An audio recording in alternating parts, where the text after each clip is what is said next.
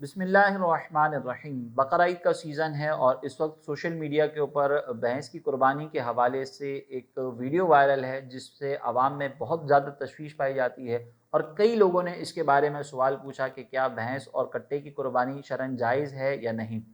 تو اس حوالے سے آج انشاءاللہ ہم تفصیل ذکر کریں گے۔ سب سے پہلے یہ ذہن میں رکھیے گا کہ اللہ تبارک و تعالی نے سورہ مائدہ میں جن چیزوں کو، جن چوپایوں کو حلال قرار دیا ہے، وہاں پہ اللہ تعالیٰ نے اس انداز سے ان کی حلت کو بیان فرمایا کہ احلت لکم بہیمۃ الانعام، تمہارے لیے بے زبان مویشی حلال کیے گئے۔ اب یہ یہاں پر بیان جو کیا گیا ہے وہ ان چوپایوں کا ذکر کیا گیا ہے جو ہمارے لیے حلال ہیں، اور سب کا اس پر اتفاق ہے کہ اس کے اندر بھینس بھی شامل ہے۔ بھینس بھی ایک حلال جانور ہے۔ اب ہم بات کرتے ہیں کہ کیا اس حلال جانور کی قربانی ہو سکتی ہے یا نہیں۔ تو سورہ حج کی آیت نمبر 34 میں اللہ تبارک و تعالیٰ نے جب قربانی کا تذکرہ کیا تو اس انداز سے بیان فرمایا کہ وَلِكُلِّ أُمَّةٍ جَعَلْنَا مَنْسَكًا، ہم نے ہر امت کے لیے ایک قربانی کو مقرر فرمایا، لِيَذْكُرُوا اسْمَ اللَّهِ، تاکہ وہ اللہ کا نام لیں، عَلَىٰ مَا رَزَقَهُم مِّن بَهِیمَةِ الْأَنْعَامِ، تاکہ وہ اللہ تبارک و تعالیٰ کا نام لیں اس کے دیے ہوئے چوپایوں پر۔ تو یہاں پہ بھی اللہ تعالیٰ نے فرمایا کہ قربانی جو ہے وہ بہیمۃ الانعام کی ہوگی۔ اب یہ بہیمۃ الانعام کے اندر یا اس قربانی کے جانوروں کی مزید وضاحت جو اللہ تبارک و تعالیٰ نے فرمائی وہ سورہ انعام کی آیت نمبر 43 اور آیت نمبر 44 میں ہے۔ اللہ تبارک و تعالیٰ نے وہاں پہ 8 جانوروں کا تذکرہ کیا۔ 8 جانوروں سے مراد یہ ہے کہ 4 نر اور 4 مادہ، یعنی اللہ تعالیٰ نے ارشاد فرمایا کہ ثمانیۃ ازواج، 8 نر اور مادہ، من الدان اثنین،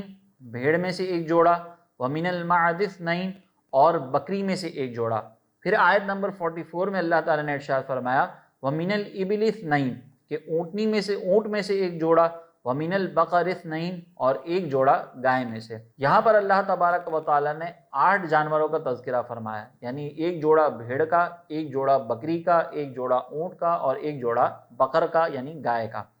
اب یہاں پر سوال یہ پیدا ہوتا ہے کہ یہاں پہ بھینس کا تو کہیں تذکرہ الگ سے نہیں کیا گیا، اسی لیے علماء اہل حدیث میں سے کچھ جو ہے وہ یہ کہتے ہیں کہ یہاں پہ چونکہ لفظ بقر استعمال ہوا ہے اور نبی کریم علیہ الصلوۃ والسلام کی حیات طیبہ میں کبھی بھی آپ نے جو ہے وہ بھینس کو قربان نہیں کیا، صحابہ نے قربان نہیں کیا، لہٰذا وہ بھی جائز نہیں ہوگی۔ لیکن بقیہ اہل حدیث اور جمہور امت، حتیٰ کہ امام احمد بن حنبل کے دور تک امام احمد بن حنبل فرماتے ہیں کہ میں نہیں جانتا کہ بھینس کی قربانی کے حوالے سے کسی نے کوئی اختلاف کیا ہو۔ اسی لیے جمہور اہل حدیث جو ہے وہ بھی اس بات کا اقرار کرتے ہیں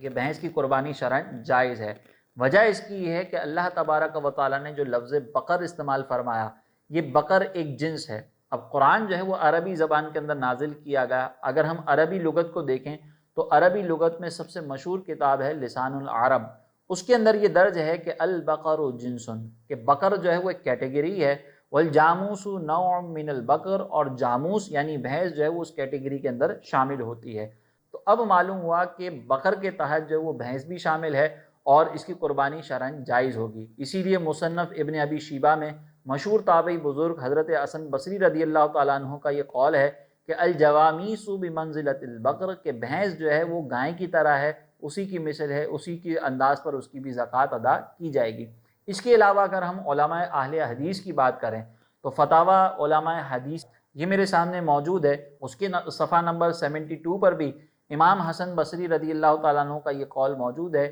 کہ بھینسیں گائے کے درجے میں ہیں، یعنی جیسے 30 گایوں پر زکوٰۃ ہے ویسے ہی 30 بھینسوں پر بھی زکوٰۃ ہوگی۔ اب آگے یہ کہتے ہیں کہ امام حسن بصری نے بہت سے صحابہ کرام سے علم قرآن و حدیث حاصل کیا ہے، اور انہوں نے بھینس کو گائے کی جنس ٹھہرا کر اس پر وہی حکم لگایا ہے جو گائے کا ہے۔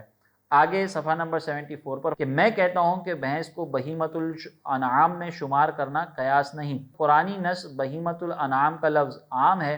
جس کے لیے کئی افراد ہیں، گائے، بکری وغیرہ، تو بھینس بھی بہیمۃ الانعام کا ایک فرد ہے، اور بہیمۃ الانعام کی قربانی منصوص ہے، تو بھینس کی قربانی بھی نص قرآنی سے ثابت ہو گئی۔ باقی رہی یہ بات کہ سنت رسول اور سنت صحابہ نہیں ہے، تو یہ بات جواز کو مانے نہیں، یعنی اس کی وجہ سے آپ ناجائز نہیں کہہ سکتے۔ آگے پھر انہوں نے مثال دی کہ دیکھیں ریل گاڑی، اسی طریقے سے موٹر جو ہے، یہ ساری چیزیں ہم استعمال کرتے ہیں تو صحابہ کے دور میں تو نہیں تھیں، آج بھی استعمال ہو رہی ہیں۔ پھر آگے یہ کہتے ہیں کہ خلاصہ بحث یہ ہے کہ بکری گائے کی قربانی مسنون ہے، تاہم بھینس بھینسا کی قربانی بھی جائز اور مشروع ہے، اور ناجائز لکھنے والے کا مسلک درست نہیں۔ تو اس سے معلوم ہوا کہ جمہور علماء اہل حدیث بھی جو ہے وہ اسی بات کے قائل ہیں کہ بھینس کی قربانی ہو سکتی ہے۔ لہٰذا فقہ احناف ہوں، فقہ شافعی ہوں، فقہ حنابلہ ہوں، فقہ مالکیہ ہوں، یا اہل حدیث کے جمہور علماء ہوں، ان کے نزدیک بھینس کی قربانی کرنے میں کوئی شرعی قباحت نہیں ہے۔ لہٰذا جو احباب اس طرح کی کلپس کی وجہ سے پریشان ہیں، انہیں چاہیے کہ اس طرح کی کلپس کو نظر انداز کر کے اگر آپ بھینس کی قربانی کرنا چاہتے ہیں تو بالکل کر سکتے ہیں، اس سے شرعی طور پر کوئی قباحت نہیں ہے، اور یہ قربانی انشاءاللہ اللہ کی بارگاہ میں بشرط اخلاص قبول ہوگی۔